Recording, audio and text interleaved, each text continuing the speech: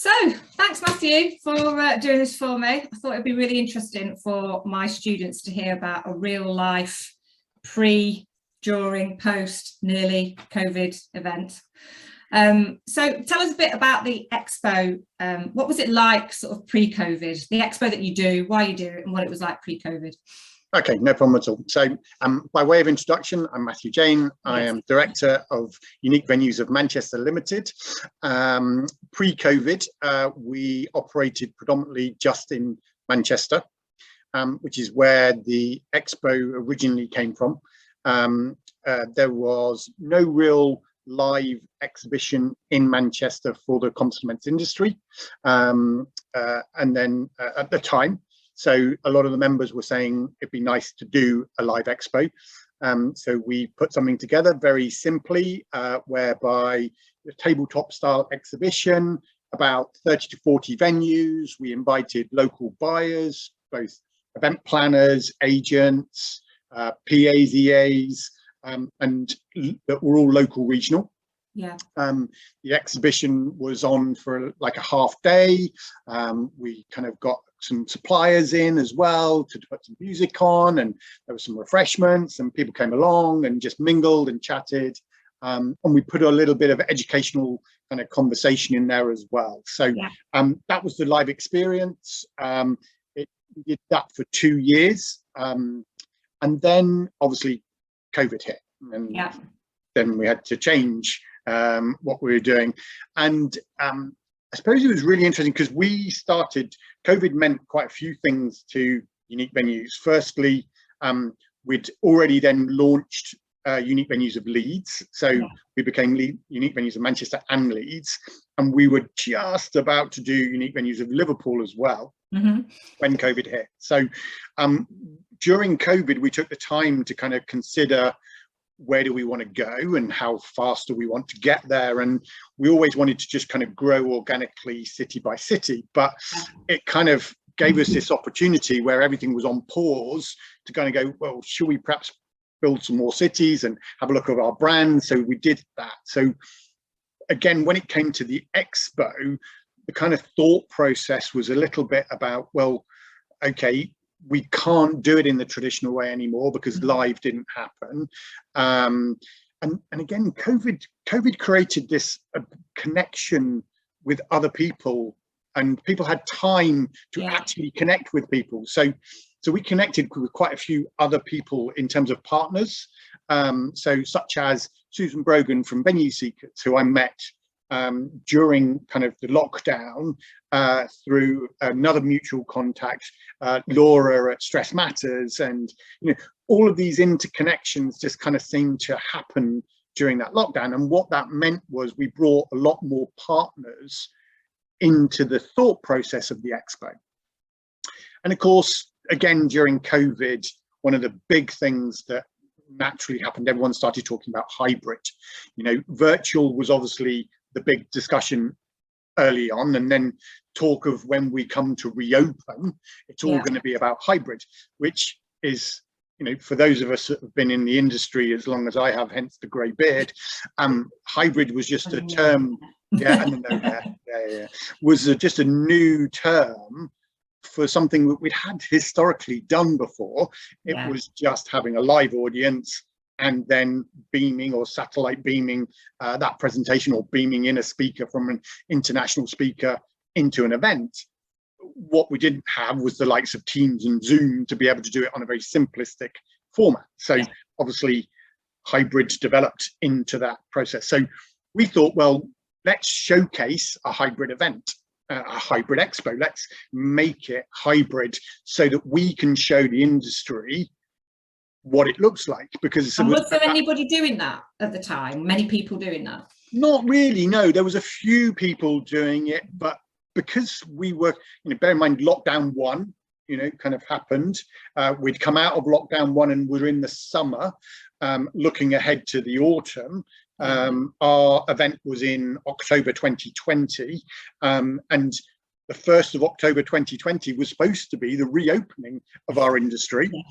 In fact, we got narrowed down to actually only having 30 live attendees. So That's what we ended up having. Okay. But we ended up with way more virtual attendees. You know, our pre-registration historically for our live event was around about 100, 120. Yeah. And all of a sudden we'd gone to just under 300. See, that's really interesting, because we've just spoken today in class about one of the negative impacts of COVID being less people in your audience. But actually, you flipped that, because you ended up having more people in your audience, but just in a different way. Yeah, although I can't say if all 300 of those actually turned up. You know, because obviously the one thing you can say when you see people there physically, yes, yeah, you know they're there because you can count them, you can see them. Whereas virtually, yes, there is a lot of platforms out there that will be able to tell you exactly how many people are online at a particular time. And we know that the engagement was pretty high, because again, you've got things like Q&A, polls, and chat online as well, which you kind of, you know, a traditional conference, no one speaks during the actual thing until it gets to the Q&A, whereas here you can have people chatting away, and you know, which is again another very different thing. So you kind of had, anyway, we kind of decided to build this kind of hybrid expo. We worked with the Chamber Space in Manchester as our venue this particular time. We kind of allocated they've got a number of meeting spaces around the outside of their main space, so we gave the exhibitors those spaces.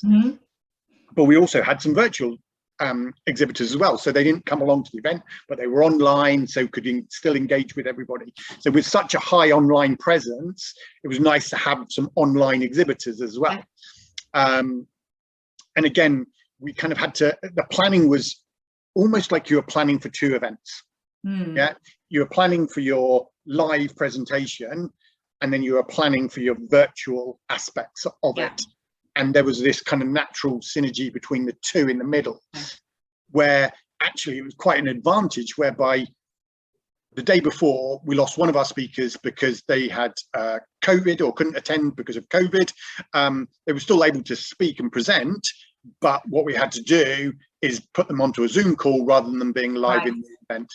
So that was kind of a really interesting adjustment that we had to make, which we kind of had planned for, but it was fortuitous, I suppose, that having a hybrid event and having that virtual aspect, you had the ability to flick over to that virtual aspect. No, that's really good. That was a big advantage of doing that hybrid. And like I say, the concept of doing it was very much a showcase. We wanted to showcase what this looks like. So we had some great speakers. We probably did a little bit, a little bit too much. We kind of had the main sessions, and then we did some breakout sessions, and we probably didn't give enough allocated time to the exhibitors so that they had time. So if you were a live attendee, you were literally kind of almost, you could have stayed on for the whole event and watched something continuously without then actually engaging with the exhibitors, and we didn't allocate that. So, you know, I'll fast forward to the plans for 2022. And I just ask very, very quickly before you do. I know you've said some already, but some of the advantages that seem to have come out from you doing it that way are the fact that you were able to swap speakers, you could have swapped speakers, or you could swap platforms to the speaker when you got COVID. You were able to reach a wider audience. Were there any other sort of pros and cons of doing it that way, would you say? Reporting and stats. What you get by having a virtual platform, and I suppose not necessarily true of the hybrid side of things, but certainly from a virtual perspective, you've got so much data, you know, that you've got in terms of engagement, in terms of feedback, in terms of, you know, gaining that Q&A aspect. So you're building, you know, certainly in terms of polls, you're building data, and that's really valuable. You know, the whole of what we did was such a learning curve for all of us. You know, we had a technical production company, we had a camera and video production company, you know, so we're working with them for the first time. So for the venue and for them, and then working so closely on one event together was a real learning curve, and that was really advantageous. Again, you know, there's lots that we all learned from each other, so that was a really big thing. The one big massive thing was for those people that were live, this was coming out of the first kind of lockdown and the first probably event that they'd been to since that super lockdown. excited. So the excitement levels were like through the roof, both from the customers and the exhibitors. They were just like overjoyed at being able to see each other. Amazing. Something that we learned that we wouldn't do again was we did a drinks reception at the end, and that didn't quite work because of the social distancing, and then virtual audience just wasn't there really, so or wasn't engaged with it because there was nothing really to engage in. We put some music on, so there was some live music, which was lovely, but that aspect just experience wasn't quite there. It was certainly for when you obviously when we were looking to do it, we were looking at both audiences. We were looking at the live audience and looking at the virtual audience, and we wanted to make sure both got something out of it, and that was just one aspect we don't think the virtual audience got anything out of. Yeah, no, that's fair enough. So then moving forward to next year, then what kind of things did you decide to take forward, and why have you, because you've changed the format a little bit, haven't you? So explain that to me. So someone came up with this incredibly stupid idea that will make it even more complicated by doing 4 cities simultaneously. So as I mentioned, over lockdown, we kind of re-engineered the business a little bit, and we've grown. So we've kind of rebranded and grown. So we're now based currently out of 6 cities. So we're Manchester, Leeds, Liverpool, Bristol, Glasgow, who am I missing? Birmingham. We're also not far short of now Newcastle and Cardiff to come on board soon.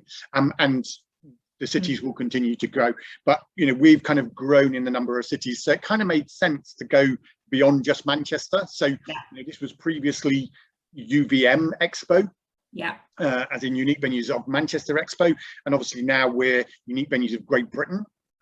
So we're a bigger kind of organization, I suppose, and we felt that it was really important to go across more cities. But I didn't want to do kind of 4 different cities. And, you know, you and I have talked about sustainability. And, you know, it was actually one of the things that we thought about was, rather than having to get event planners and organizers to travel to a particular city, to one city. So, you know, if you're in London to come to Manchester, you know, that's quite a lot of travel, and probably involves an overnight, whereas, and vice versa, you know, whereas if you're based in London or the south, east, west, and you can go to London and it's a, you know, hour commute into London, or you're London based, great. Same for Birmingham, same for Leeds, same for Manchester. So they're the 4 cities we're based in. Now we're going to try and kind of bring all 4 of those cities together. But it's, for me, it's the easiest way to describe it is you can attend live in your city of choice. And you are both a live and a virtual attendee, no matter which city you go to, because you will be, if you go to London, you'll be live in London, but you'll also be virtual in Manchester, Leeds and Birmingham. So you are basically now 2 clients in one, to a certain extent, or an exhibitor. If you're exhibiting and you're exhibiting in Leeds, but you have your live customers that you're going to engage with in Leeds, you're also going to have a whole load of other clients that are on both worlds, and very similar to what we did on the previous year. We're using a platform, and that platform is the main engagement kind of connector. That's where, you know, the attendees can go onto the platform. They'll be able to engage with the exhibitors and see the exhibitors through the platform, video call them, message them, connect with them, etc. So as we did on the previous year with the platform, the difference is that we're going to be coming from these 4 cities simultaneously. So, and most places, most other sort of, for want of a better word, competitors that do kind of events that are similar, they don't tend to use this model, do they? So this is kind of quite, again, you like to do the things first, don't you? Well, not first, but yeah, no, we do. That was, again, one of the kind of principles of what we were trying to do is, again, we want to showcase doing something differently so people can learn from it. You know, we are venues that are unique. What we try to do is also unique. You know, we want to try and show that things can be done differently. And I'll be very frank, I have no idea if it'll work. You know, I'm confident that it will, because we've got great teams supporting us. You know, we've got some great partners on board. We've learned from the previous one and taken those learnings forward. So, you know, we're very much, we've created 3 separate sessions. The first session is all around innovation. So we've got some really great speakers to talk about innovation. Explore is the dedicated time for customers and venues to engage with each other. But we've also got a partner on board that's doing some pre-recorded content, because again, that what we've learned from hybrid, not everything has to be live. Sometimes it's nice to have some pre-recorded stuff to give you a break. Event planners delivering a live event is full on. Delivering a hybrid event is even fuller on. Yeah, that's a good point. So having some opportunity to just kind of go, right, oh, look, here's a video, you know, and it's that time, it's that time during the live conference where you go, oh, and now it's time to watch this video, clink, and everyone just kind of, bit of a relaxation, everyone's watching the video. So we've got a bit of pre-recorded content in there as well, which I think is really good. And then the kind of third session is about collaboration, and our friends Selling Savvy are delivering that, which is going to be brilliant. And that's really about, in particular, what we're kind of a little bit of a focus on, independent agents and independent venues really understanding each other so much better than we probably do at the moment, understanding the things that we probably like and dislike about the way that we each operate, and perhaps learn from that. You know, again, we've always wanted to deliver something that's about learning, and that we can then go and like I say, if this is a new way of delivering a industry exhibition and conference and exhibition, then, you know, other people may take on the model. You know, we might find that we learn from it and kind of go, yeah, not doing that again. But we really, you know, interested to know if it works. And what I love about the theme that you've got as well is that it talks very much about, so in our lessons we've been talking about the positive and negatives of COVID, and people are like, there's positives, and we've kind of like spoken about the innovation and the fact that everybody was really innovative, especially in the events, tourism, hospitality industry, and also all that entails, like what you're doing is innovative, you know, the exploring different avenues and the collaboration. We've talked about the fact that everybody just got together, it really united the industry, which was a big positive out of COVID. Completely. So it's nice that that theme also relates back to what we've been chatting about, some of the positives that have come out of COVID. It is, you know, I think as an industry, we need to be positive, because I think we were one of the hardest hit industries as part of the COVID. You know, hospitality as a whole really suffered, you know. You know, we were closed, basically. You couldn't get any more disruptive than that. And that had a significant impact. So as an industry, we had to be really positive about it, you know, and really we're kind of talking ourselves up a lot, you know, and having to, because we need to bounce back. You know, we've suffered a lot, so we need to really recuperate. So I think that's a really important, you know, we've talked about kind of future trends. I mean, I wrote a blog at the beginning of the year talking about, you know, talking about the trends and talking about, you know, technology, forget location, you know, which kind of slightly I'm now talking about location because I'm talking about 4 locations, not just 3. But you know, but technology's a massive part of what we're going to be doing. You know, we can't do what we're doing without the technology. So I think that's going to be important. We talked about sustainability. and like I mentioned previously, you know, having not to travel, we've actually partnered with UK Harvest, who are they're a redistribution of surplus food charity, and a brilliant. So again, we wanted that element to it.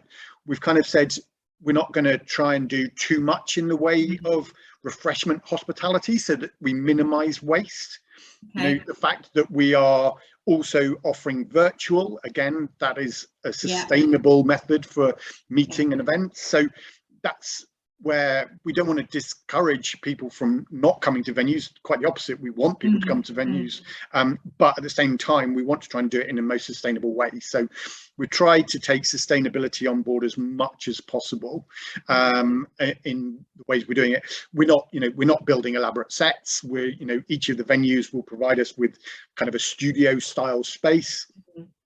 So we'll minimize cost on there. We're doing it as tabletop style exhibition, so it's not massive build cost and, you know, that type of thing. So where possible, we've tried to be as environmentally sustainable as possible in terms of the event as well, because, you know, it's an important aspect of events moving forward.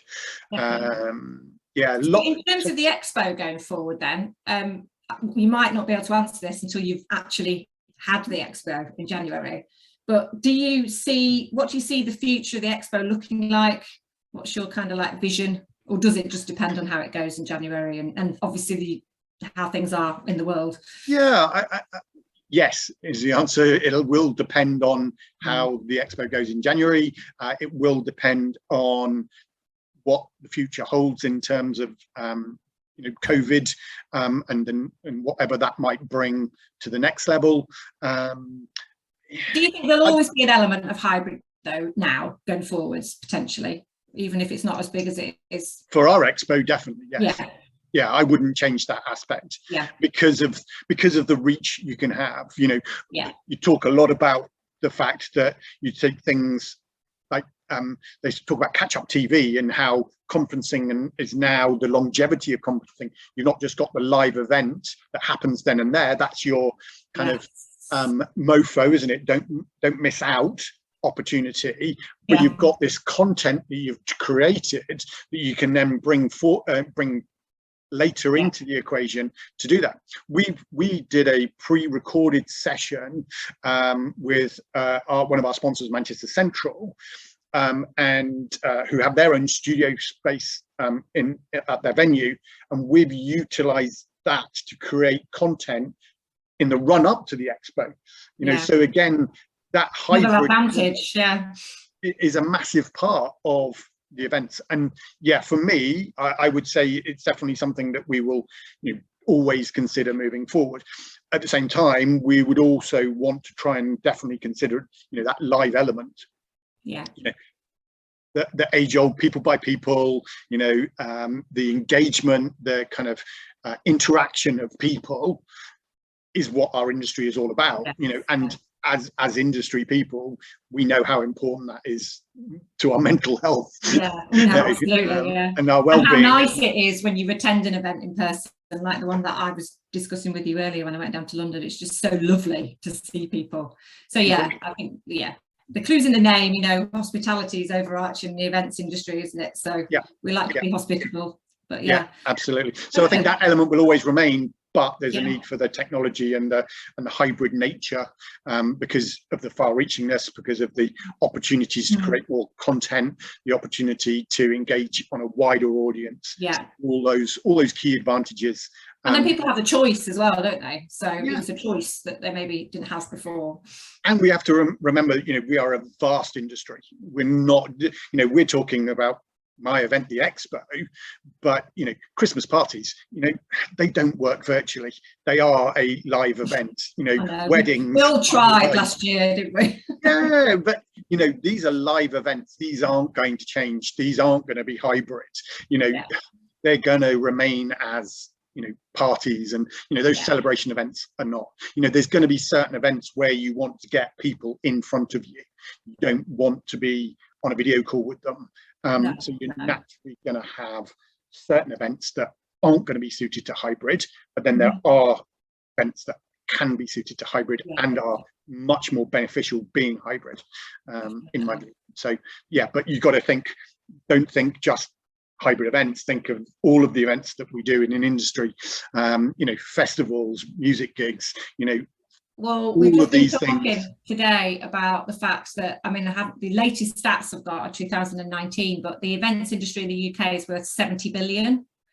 And during I get mixed up with my years now, 2020, it was 57 billion down. So it only took 13 billion. So that's, bear in mind, we had 3 months at the beginning of that year, which were January, February, and March. That probably accounted for and that entailed all types of events like music festivals, art festivals, you know, business, sports, etc. So it's just massive. Well, on that note, unless you've got anything else to add, of course. No. I'd like to say thank you very much. It's really interesting to see an event that has.